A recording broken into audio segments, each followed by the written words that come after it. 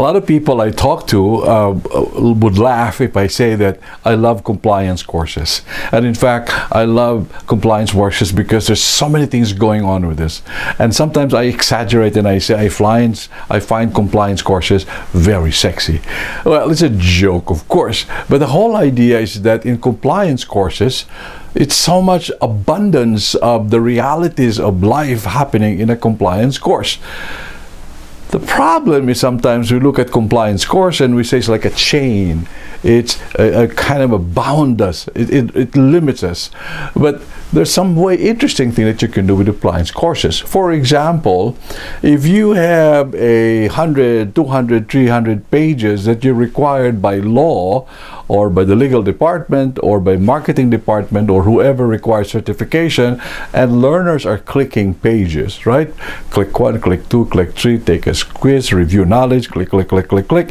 And it's so boring. What you do is you add an animation. It's still boring. You add a game. And then it's so boring. You add a narration. You add a video. Suddenly the compliance program is so big. Try it this way. Another thing to do is to separate from your content areas that you know for a fact have impacts on the business. Areas that causes life and death situation problems, risks on property, maybe content that is commonly causes of legal lawsuits, complaints by employees or complaints by customers, or content that raises your warranty, raises your returns because there's so much compliance requirements of it. So you can identify them easily within the content area. And what you do is to start your lessons as a main slideshow. If it's a clicking, clicking, clicking, let the learners go to this part of your compliance lesson that are known to have impacts, either positive or negative impacts. And then in those lessons, what you do is you connect those type of content, which I call explanatory content. Citations, definitions, references, procedures and steps.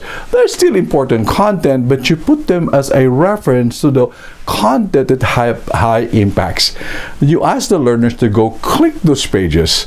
Now, we made an experiment with this and you would love the results. We measured it and we found out that learners would have spend longer time in the areas where there are impact areas. They're still clicking the pages, but they spend time on areas with impact areas.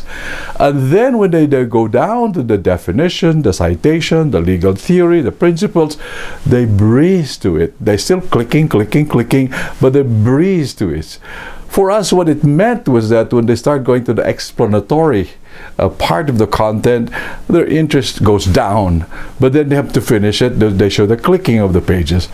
But in the areas where there are impacts, they tend to pay attention to it because it's relevant and there's real-life consequences.